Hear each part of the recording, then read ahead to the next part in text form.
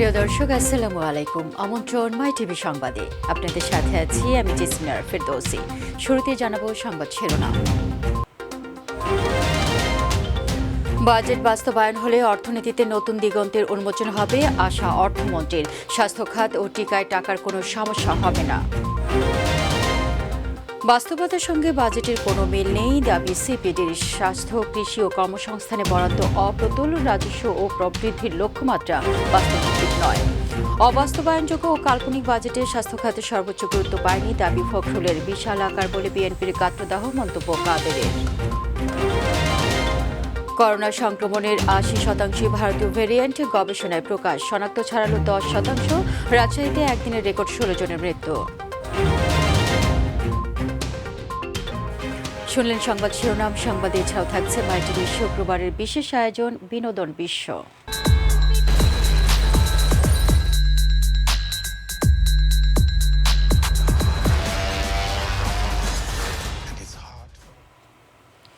শুরুতেই বাজেট প্রসঙ্গ।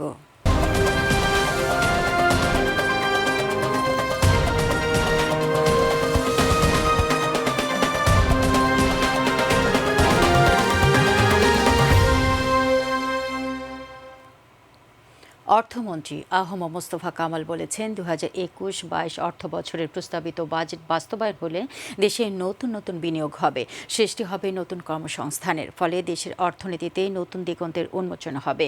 বিকেলে বাজেট উত্তর ভার্চুয়াল সংবাদ সম্মেলনে তিনি আরও বলেন, ঋণ নেওয়া নয়, আমাদের ঋণ দেওয়ার সময় এসে গেছে।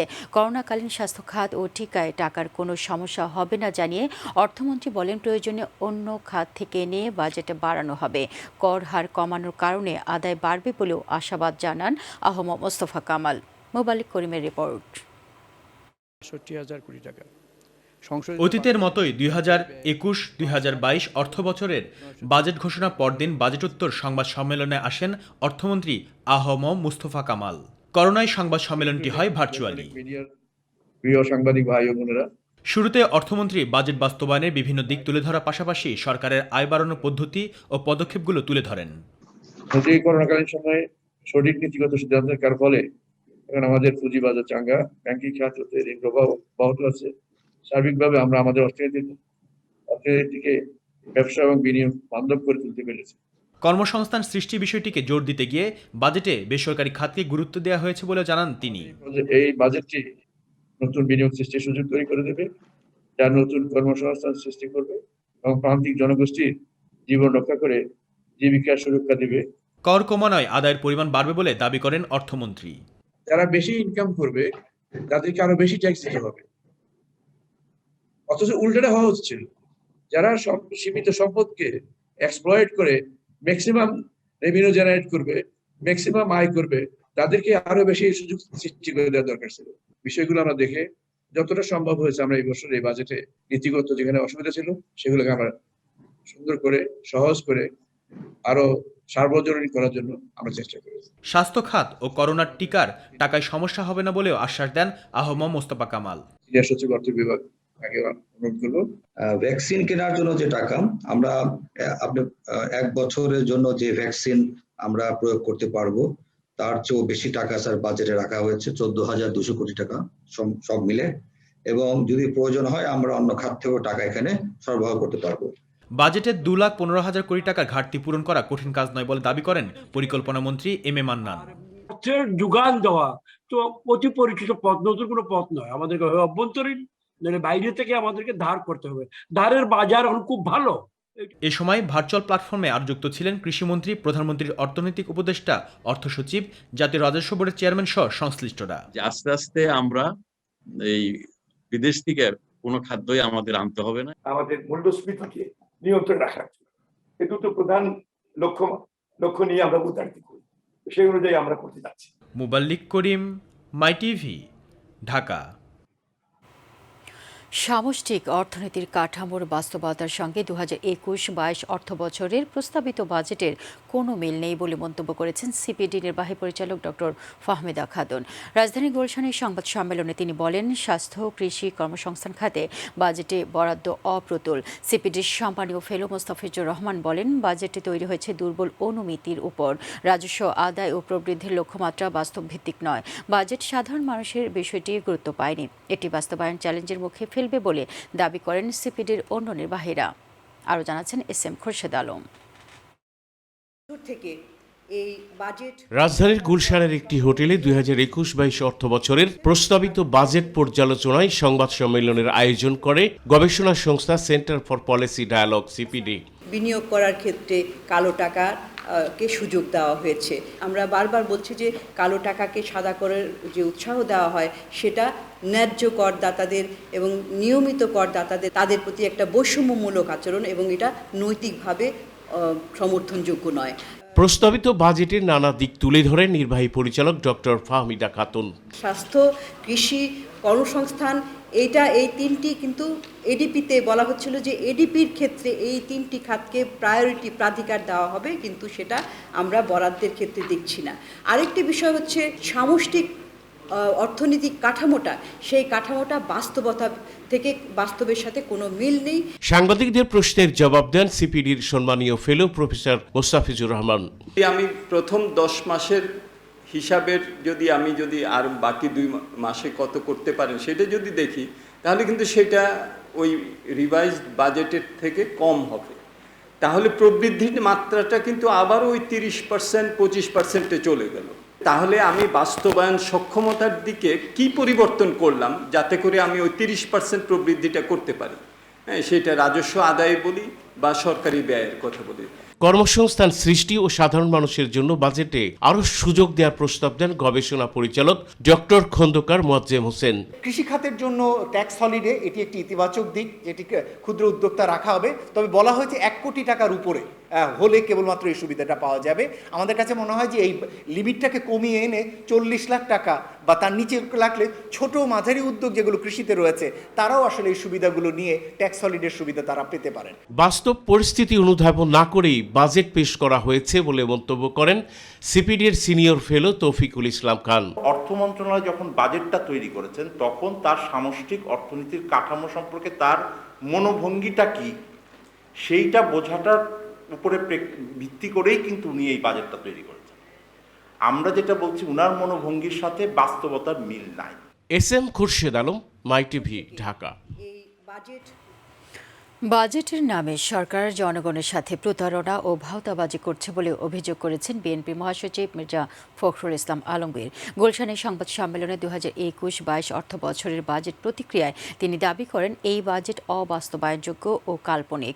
করোনা মহামারীকালে স্বাস্থ্য খাত সর্বোচ্চ গুরুত্ব পায়নি বলেও মন্তব্য করেন মির্জা ফখরুল।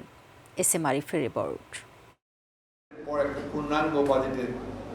2021-22 অর্থবছরের প্রস্তাবিত বাজেট পরবর্তী প্রতিক্রিয়ায় গুলশানের দলীয় চেয়ারম্যানের রাজনৈতিক কার্যালয়ে সংবাদ সম্মেলন করে বিএনপি।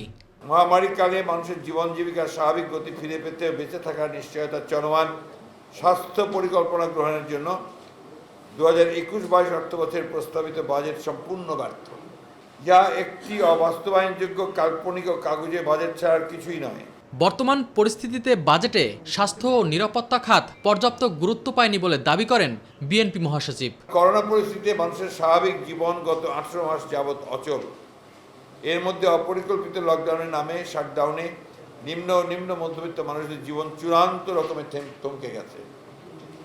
তাই সুস্পষ্টভাবে মানুষের জীবন জীবিকার কথা মাথায় না রেখে কেবলমাত্র অর্থনীতির নানা তত্ত্ব ও বিশাল সংখ্যার আর্থিক উপস্থাপনার মাধ্যমে কার্যত জনগণের সাথে এক ধরনের ভাওতাবাজি ও প্রতারণা করা হয়েছে। বাজেটে মধ্যবিত্তদের হতাশ করে নানাভাবে ব্যবসায়ীদের স্বার্থ সংরক্ষণ করা হয়েছে বলে অভিযোগ করেন তিনি। সাধারণ মানুষ যারা সংখ্যায় বেশি, দিন আনে দিন খায়, তাদেরকে খুশি করার কোনো দরকার নেই। এই জন্যে তারা যাদেরকে খুশি করলে তাদের দুর্নীতিটা বহাল থাকবে, দুর্নীতি করতে পারবে ঠিক মতো, সেটাই তারা করেছে। বিএনপি চেয়ারপারসন খালেদা জিয়ার শারীরিক অবস্থার কথাও জানান মির্জা ফখরুল ইসলাম আলমগীর। যেহেতু ওখানে এই সংক্রমণের সম্ভাবনা বেশি, আবারও হতে পারে, সেই কারণে ওনারা তাকে এখন এই বিশেষ কেবিনে স্থানান্তর করেছেন। এখনও তিনি কিন্তু আপনার একেবারেই যে সমস্ত সুস্থ হয়ে গেছেন তা নয়, কিন্তু বিশেষ করে হার্ট, কিডনি, লাংস, এই তিনটা কিন্তু তার ঝুঁকির মধ্যে আছে। SM আরিফ, মাই টিভি, ঢাকা। করোনা মহামারীর মধ্যেও অর্থনীতির চাকা সচল রেখে আওয়ামী লীগ সরকার বিশাল আকারের বাজেট প্রণয়ন করায় বিএনপির গাত্রদাহ হচ্ছে বলে মন্তব্য করেছেন আওয়ামী লীগ সাধারণ সম্পাদক, সড়ক পরিবহন ও সেতু মন্ত্রী ওবায়দুল কাদের। আর দলের যুগ্ম সাধারণ সম্পাদক, তথ্য সম্প্রচার মন্ত্রী হাসান মাহমুদ বলেছেন, বাজেটের বিষয়ে বিএনপি নেতারা কাকাতুয়া পাখির মতো শেখানো বলি আওড়াচ্ছে। পৃথক অনুষ্ঠানে তারা এসব কথা বলেন। সাইদুর রহমান আবিরের রিপোর্ট। রাজধানীর বঙ্গবন্ধু এভিনিউ দলের কেন্দ্রীয় কার্যালয়ে সাধারণ সদস্য সংগ্রহ এবং নবায়ন কার্যক্রম শুরু করে ঢাকা মহানগর উত্তর আওয়ামী লীগ। এ কার্যক্রমের উদ্বোধনী অনুষ্ঠানে প্রধান অতিথির বক্তব্যে আওয়ামী লীগের সাধারণ সম্পাদক ওবায়দুল কাদের কথা বলেন 2021-22 অর্থ বছরের প্রস্তাবিত বাজেট নিয়ে। এখানে জীবন ও জীবিকাকে প্রাধান্য দিয়ে সকল স্তরের সর্বপর্যায়ের মানুষের অংশগ্রহণ নিশ্চিত করে সামাজিক নিরাপত্তা বেষ্টনী আওতা বাড়িয়ে এই বাজেটটি করা হয়েছে। বাজেট নিয়ে বিএনপির বক্তব্যের জবাব দেন তিনি। বিএনপি তো গাত্রদাহ হবে, এমন বাজেট কি করে দিচ্ছে এ করোনা সংকটের মধ্যে। এদিকে সরকারি বাসভবনে বাজেট নিয়ে বিএনপির বক্তব্যের সমালোচনা করেন আওয়ামী লীগের যুগ্ম সাধারণ সম্পাদক, তথ্যমন্ত্রী ডক্টর হাসান মাহমুদ। মির্জা ফখরুল আলমগীর সাহেবরা দেখেও দেখেন না এবং শুনেও শুনেন না। ওনাদের বক্তব্যগুলো হচ্ছে কাকাতোয়ার শেখানো বলির মতো, প্রতি বছর একই বলি। সাইদুর রহমান আবির, মাই টিভি, ঢাকা। জাতীয় সংসদে বাজেট প্রস্তাব পেশের পর বাজারে শুল্ক আরোপ করা পণ্যগুলোর দাম বাড়লেও দাম কমেনি শুল্ক হ্রাস করা পণ্যের। এই নিয়ে ক্ষুব্ধ প্রতিক্রিয়া জানান ক্রেতা বিক্রেতারা। তবে বাজেট পাশের আগে পণ্যের দাম বাড়ার যৌক্তিকতা নেই মন্তব্য করে তারা বাজার মনিটরিংয়ের তাগিদ দেন। আরও জানাচ্ছেন জাহিদ আহমেদ বাবু। জাতীয় সংসদে অর্থমন্ত্রী আ.হ.ম মুস্তফা কামাল নতুন বাজেট পেশ করেন বৃহস্পতিবার। এতে কিছু পণ্যে ভ্যাট ও শুল্ক কর বাড়ানোর এবং কিছু পণ্যে ভ্যাট আমদানি শুল্ক ও সম্পর্ক শুল্কে ছাড় দেওয়া হয়েছে। 2021-22 অর্থ বছরে আমাদের বাজেটের আকার প্রাক্কলন করা হয়েছে 6,03,681 কোটি টাকা। কর বাড়ানোর কারণে কিছু পণ্যের দাম বৃদ্ধি আর করে ছাড় দেয়ায় কিছু পণ্যের দাম কমার কথা, কিন্তু বাস্তবে তার প্রতিফলন ঘটেনি। কর বাড়ার প্রস্তাবিত পণ্যের দাম বাড়লেও কর হ্রাসের প্রস্তাব করা পণ্যের দাম কমেনি। বাজারের একমুখী প্রবণতায় ক্ষুব্ধ ক্রেতারা বলছেন, বাজেটে যে প্রস্তাবই দেওয়া হোক না কেন সহসা কোনো পণ্যের দাম কমে না। করমুক্ত করছে সেটা আওতায় আনতে হবে, আগে ওইভাবে কিনে আনতে হবে, না কিনে আনলে তো আর হবে না। শুল্ক বাড়ার সঙ্গে সঙ্গে আমাদের মালের দাম বাড়িয়ে দেয়, তাতে হচ্ছে কি যারা ভোক্তা আছে ভোক্তারা ক্ষতিগ্রস্ত হচ্ছে। বাজেটে শুল্ক বাড়তে পারে এমন আশঙ্কায় আগেই কিছু পণ্যের দাম বেড়েছে বলে জানান তারা। সিগারেট যেটা বিক্রি করতেছে ওনারা বাজেট হওয়ার আগেই তারা বেশি দামে বিক্রি করে ফেলতেছে। এখন ওই যে বেশি দিয়ে আনতে হয় দোকানতে। আমি সেল করব, তখন আমাদের সেল করতে গেলে ব্যাট দিতে হবে 5%, কাস্টমার না দিলে সেটা আমার দিতে হয়। শুল্কমুক্ত খাদ্যপণ্য সহ ব্যবহার্য পণ্যের দাম বাড়া নিয়ে ক্ষোভ প্রকাশ করেন ক্রেতা বিক্রেতারা। মুড়িটা আজকে থেকে আমি এক সপ্তাহ হয়তো 12 দিন আগে কিনছি, হচ্ছে 35 টাকা নিয়েছি, এখন থেকে 38 টাকা হয়ে গেছে। প্রত্যেকটা রেটই এইভাবে বাড়ছে। অনেকে তো এই যে বাজেট হওয়ার আগেই তার দাম বাড়াইয়া দিচ্ছে। বাজেট নতুন বাজেট হচ্ছে, বাজেটের আগে কিছু ব্যবসায়ী আছে যে প্রোডাক্ট মনে হয় যে ছাড়ে না, পরে ছাড়ে দাম বাড়ার আশায়, যেমন তেলের দামটা, তারপর ডাইপার, যা এভরিথিং সব কিছুরই দাম বাড়ছে। বাজেট পাশের আগে পণ্যের মূল্য বৃদ্ধি রোধে বাজার মনিটরিং করার তাগিদ দেন সাধারণ মানুষ। জাহিদ আহমেদ বাবু, মাই টিভি, ঢাকা। 2021-22 অর্থ বছরের প্রস্তাবিত বাজেট সংসদে উপস্থাপনের পরদিনই এর প্রভাব পড়েছে রাজধানীর বাজারগুলোতে। যদিও বাজেট পাশ হতে আরও 3 সপ্তাহের বেশি বাকি, কিন্তু অধিকাংশ পণ্যের দামই ঊর্ধ্বমুখী। বাজেটে কাঁচা বাজারে সরবরাহকৃত দেশীয় পণ্যগুলোতে দাম বাড়ার কথা না থাকলেও শাকসবজি থেকে শুরু করে নিত্য প্রয়োজনীয় প্রায় সব পণ্যেরই দাম চড়া। এমন পরিস্থিতিতে হতাশ ক্রেতারা। আরও জানাচ্ছেন ডেনিদ রং। চাষিদের সুরক্ষা দিতে গাজর, মাশরুম, টমেটো, ক্যাপসিকাম সহ আমদানি করা কয়েকটি সবজিতে শুল্ক হার বৃদ্ধি এবং শুল্কায়নযোগ্য মূল্য নির্ধারণের প্রস্তাব করা হয়েছে পেশ করা বাজেটে। ফলে দাম বাড়তে পারে এসবের। কিন্তু বাজেট পাশের আগেই কাঁচা বাজারে প্রায় সব পণ্যের দামেই ঊর্ধ্বমুখী চাপ। দেশি বিদেশি সব ধরনের সবজির দামই বাড়তি। চালের দাম একটু বাড়তি আছে, যেমন হচ্ছে ঝিঙ্গা 60 টাকা কেজি, তারপরে ঝিঙ্গা 70 টাকা কেজি। আজকে 3-4 দিন ধরে বাজেটের কারণে একটু দাম বেড়ে গেছে। সপ্তাহ আগে চালের বাজারে সামান্য কিছু দাম কমলেও এখন ফের বেড়ে গেছে দাম। আমরা তো যেভাবে আনি হতো, আমরা খুচরা দোকানদার, সাধারণ ছোট দোকানদার যেভাবে আনি ওভাবে বিক্রি করি। মোটা চাল বিক্রি হচ্ছে 48 থেকে 50 টাকা, আর এমনি মিনিকেট চাল বিক্রি হচ্ছে 60 টাকা, 62 টাকা, ভালো কোয়ালিটির মানে হলে 62 টাকা। ভোজ্য তেল, পেঁয়াজ, আদা, রসুন সহ অন্যান্য নিত্য প্রয়োজনীয় পণ্যেও এসেছে বাজেটের প্রভাব। তেলের দাম বাড়তেছে, টিস্যুর দাম বাড়তেছে, দুধের দাম বাড়তেছে, মোটামুটি সব পণ্যের দাম আগের থেকে গত 1 মাসের তুলনায় এই মাসে অনেক বেশি। ইদানিংকালে একটু বাড়তেছে, তারপর রসুনের দামটা বাড়তেছে, আদার দাম একটু বাড়ছে। এমন অবস্থায় ক্রেতাদের চোখে মুখে অসন্তোষের ছাপ। আমার মনে হচ্ছে যে দামটা বেড়ে গেছে, এর আগে তো দাম কম ছিল। আমগো উপকারটা হলো করতো না, আমগোটা তোর উপকার হয় না কোনো, আমগো যা রুজি করে এত হয় না ওনার। ব্রয়লার মুরগির দাম স্থিতিশীল রয়েছে, কেজি 130 থেকে 140 টাকা। আর মাছের বাজার রয়েছে আগের মতোই, দু একটি ছাড়া প্রায় সব মাছের দামই বাড়তি। গরু মাংসের দাম রয়েছে ওঠানামার মধ্যে, কেজি 560 থেকে 590 টাকা পর্যন্ত, আর খাসির মাংস কেজি 850 টাকা। ড্যানিত রং, মাই টিভি, ঢাকা। দেশে করোনা সংক্রমণের 80% ভারতীয় ভ্যারিয়েন্ট বলে জানিয়েছে আইইডিসিআর। তারা জানিয়েছে এক গবেষণায় ভারতীয় নামে পরিচিত ডেল্টা ভ্যারিয়েন্টের কমিউনিটি ট্রান্সমিশনের প্রমাণ পাওয়া গেছে। এছাড়া অজানা একটি ভ্যারিয়েন্টও শনাক্ত হয়েছে। আইইডিসিআর ও আইডিএসএইচআই করোনা ভাইরাসের 50টি নমুনার জিনোম সিকোয়েন্স করে এই তথ্য জানিয়েছে। পরীক্ষায় 50টি নমুনার 40টি বা 80% ভারতীয় ভ্যারিয়েন্ট চিহ্নিত হয়। 8টি বা 16% বিটা ভ্যারিয়েন্ট বা সাউথ আফ্রিকান ভ্যারিয়েন্ট, একটি সার্কুলেটিং ও একটি অজানা ভ্যারিয়েন্ট। ভারতীয় ভ্যারিয়েন্টে সংক্রমিত রোগীদের মধ্যে 14 জন বিদেশে যাননি এবং বিদেশ ফেরত রোগীর সংস্পর্শেও আসেনি। চাঁপাইনবাবগঞ্জের 16টি নমুনার 15টি এবং গোপালগঞ্জের 7টি নমুনার সবগুলোই ভারতীয় ভ্যারিয়েন্ট। খুলনার 3টি নমুনার ভারতীয় ভ্যারিয়েন্ট এবং ঢাকার 4টি নমুনার মধ্যে 2টি ছিল ভারতীয় ভ্যারিয়েন্ট। এছাড়া দিনাজপুর, গাইবান্ধা, বাগেরহাট, ঝিনাইদহ ও পিরোজপুর থেকে সংগ্রহ করা নমুনায় ভারতীয় ভ্যারিয়েন্টটি পাওয়া গিয়েছে। দেশে করোনা শনাক্তের হার আবারও 10% ছাড়ালো। গত 24 ঘন্টায় করোনাতে নতুন করে শনাক্ত হয়েছে 1887 জন। নমুনা পরীক্ষা অনুপাতে শনাক্তের হার 10.40%। স্বাস্থ্য অধিদপ্তর জানিয়েছে একদিনে করোনায় আক্রান্ত হয়ে মারা গেছেন আরও 34 জন। তাদের নিয়ে দেশে করোনার মৃতের সংখ্যা দাঁড়ালো 12,758 জনে, আর শনাক্ত হলো 8,07,867 জন।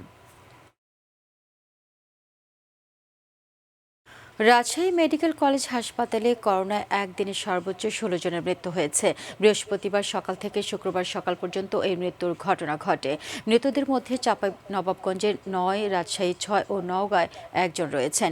রাজশাহী মেডিকেল কলেজ হাসপাতালের উপপরিচালক সাইফুল ফেরদৌস গণমাধ্যম কর্মীদের বিষয়টি জানান। তিনি বলেন, হাসপাতালে করোনা রোগীদের চিকিৎসা দিতে চিকিৎসকরা হিমশিম খাচ্ছেন।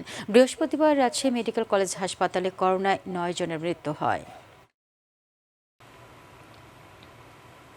সামগ্রিক অর্থনৈতিক উন্নয়নে চা শিল্পের ভূমিকাকে বিবেচনায় নিয়ে ও বঙ্গবন্ধু শেখ মুজিবুর রহমানের জন্মশতবার্ষিকীতে চা বোর্ডের চেয়ারম্যান হিসেবে তার যোগদানের তারিখকে স্মরণীয় করে রাখতে দেশে প্রথমবারের মতো জাতীয় চা দিবস উদযাপন করা হচ্ছে। সকালে রাজধানীর ওসমানী স্মৃতি মিলনায়তনে জাতীয় চা দিবসের উদ্বোধনকালে বাণিজ্যমন্ত্রী টিপু মুন্সি কথা বলেন। তিনি জানান, দেশের চায়ের উৎপাদন ও অভ্যন্তরীণ চাহিদা বেড়েছে, এই কারণে চা রপ্তানি করা যাচ্ছে না। তবে যথাযথ ব্যবস্থা গ্রহণের মাধ্যমে চা রপ্তানির উদ্যোগ নেওয়া হচ্ছে বলেও জানান টিপু মুন্সি। মুজিব বর্ষে এসে আমরা বঙ্গবন্ধুর যোগদানের দিনটাকে ধরেছি। শুধু একটা যোগদান যদি হতো তাহলে কথা ছিল না। কথাটা হলো এই যে তার স্পর্শে সেই থেকে চা শিল্প উজ্জীবিত হয়েছে। তিনি শুরু করলেন, অল্প সময় ছিলেন, 1 বছর কয়েক মাস। এই অল্প সময়ের মধ্যেই ওনার ছোঁয়াতে শুরু হলো পথ চলা। আজ থেকে ট্রেনের টিকিটের 25% কাউন্টারে বিক্রি শুরু করেছে বাংলাদেশ রেলওয়ে। আজ বিক্রি হচ্ছে 8 জুনের টিকিট। করোনা পরিস্থিতিতে বর্তমানে আন্তনগর ট্রেনগুলো ধারণ ক্ষমতার অর্ধেক যাত্রী পরিবহন করছে। এতদিন অনলাইন ও মোবাইল অ্যাপসের মাধ্যমে 50% টিকিট বিক্রি করা হয়। এখন পরিস্থিতির কিছুটা উন্নতি হয়। সকাল 8টা থেকে কাউন্টারে টিকিট বিক্রি শুরু হয়। তবে কাউন্টারে টিকিট বিক্রি শুরুর খবর এখনও জানেন না অনেকেই। কাউন্টার টিকিট বিক্রি হলে সবার জন্যই ভালো, ঠিক আছে। যারা মূর্খ তারা তো বোঝে না। অনলাইনের মাধ্যমে টিকিট কাটতে হবে, কারণ তারা মোবাইল চালায় না। অনলাইনের থেকে এখন বর্তমানে ওপেন করছে যে এটা সবচেয়ে ভালো হয়েছে, কারণ অনেকে বুঝে না, সাধারণ মানুষ যারা বুঝে না কাউন্টার খুলছে, এটা সবচেয়ে বেটার হয়েছে। আমরা যারা অনলাইন বুঝি না তাদের জন্য কাউন্টারই ভালো। জামালপুরে ও চাঁপাইনবাবগঞ্জে বজ্রপাতে মা ছেলে সহ 6 জনের মৃত্যু হয়েছে। জামালপুরের বক্সিগঞ্জের মেরুর চর ইউনিয়নের পূর্ব কলকিহারা ও উত্তর মাইছানির চর গ্রামে বজ্রপাতে 3 জনের মৃত্যু হয়। উপজেলা নির্বাহী কর্মকর্তা মুনমুন জাহান লিজা জানান, মাইছানির চর গ্রামের খলিলুর রহমান বৃষ্টির সময় ব্রহ্মপুত্র নদে গোসল করতে গেলে বজ্রপাতে ঘটনাস্থলেই তার মৃত্যু হয়। অপরদিকে ক্ষেত থেকে ধান নিয়ে বাড়ি ফেরার পথে বজ্রপাতে হরবাদশার মৃত্যু হয়। বৃষ্টিতে খড় আনতে গিয়ে বজ্রপাতের মৃত্যু হয় আকিজা বেগমের। এছাড়াও মাদারের চর গ্রামে বুদু মিয়ার 2টি গরু বজ্রপাতে মারা যায়। এদিকে চাঁপাইনবাবগঞ্জে বজ্রপাতে আম কুড়াতে গিয়ে মা ছেলে সহ 3 জন নিহত হয়েছে। সদর উপজেলার সুন্দরপুর ও চরবাগডাঙ্গা ইউনিয়নে পৃথক 2টি ঘটনায় তারা নিহত হয়। সদর মডেল থানার অফিসার ইনচার্জ এই তথ্য নিশ্চিত করেছেন। বজ্রপাতে নিহতরা হলেন সুন্দরপুরের পাচুরশিয়া গ্রামের অ্যানি খাতুন ও তার ছেলে নূর মোহাম্মদ এবং চরবাগডাঙ্গা ইউনিয়নের টিকুলিচর গ্রামের ইয়াসির আরাফাত। সংবাদের শেষ প্রান্তে আমরা যাবার আগে সংবাদ শিরোনামগুলো জানিয়ে দিচ্ছি আরও একবার। বাজেট বাস্তবায়ন হলে অর্থনীতিতে নতুন দিগন্তের উন্মোচন হবে, আশা অর্থমন্ত্রীর। স্বাস্থ্য খাত ও টিকায় টাকার কোনো সমস্যা হবে না। বাস্তবতার সঙ্গে বাজেটের কোনো মিল নেই, দাবি সিপিডির। স্বাস্থ্য, কৃষি ও কর্মসংস্থানে বরাদ্দ অপ্রতুল, রাজস্ব ও প্রবৃদ্ধির লক্ষ্যমাত্রা বাস্তবভিত্তিক নয়। অবাস্তবায়নযোগ্য ও কাল্পনিক বাজেটে স্বাস্থ্য খাত সর্বোচ্চ গুরুত্ব পায়নি, দাবি ফখরুলের। বিশাল আকার বলে বিএনপির গাত্রদাহ, মন্তব্য কাদেরের। করোনা সংক্রমণের 80% ভারতীয় ভ্যারিয়েন্ট, গবেষণায় প্রকাশ। শনাক্ত ছাড়ালো 10%। রাজশাহীতে একদিনে রেকর্ড 16 জনের মৃত্যু। রোহিঙ্গাদের ফিরিয়ে নেওয়া ও নাগরিকত্ব দেওয়ার ঘোষণা এনইউজির। সামরিক জান্তাকে ক্ষমতাচ্যুত করতে সাহায্য প্রার্থনা। কাতারে এশিয়া কাপ ও বিশ্বকাপ বাছাইয়ে বাংলাদেশের প্রতিপক্ষ এবার ভারত। সাফল্যের ধারাবাহিকতা ধরে রাখতে চান তপু বর্মনরা।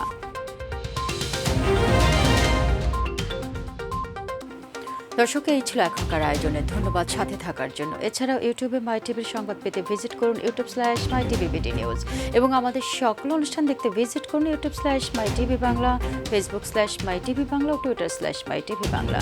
আমাদের পরবর্তী সংবাদ দেখার আমন্ত্রণ জানিয়ে বিদায় নিচ্ছি। দর্শক, করোনা সংক্রমণ রোধে সবাই সতর্ক থাকুন, স্বাস্থ্যবিধি মেনে চলুন। আল্লাহ হাফেজ।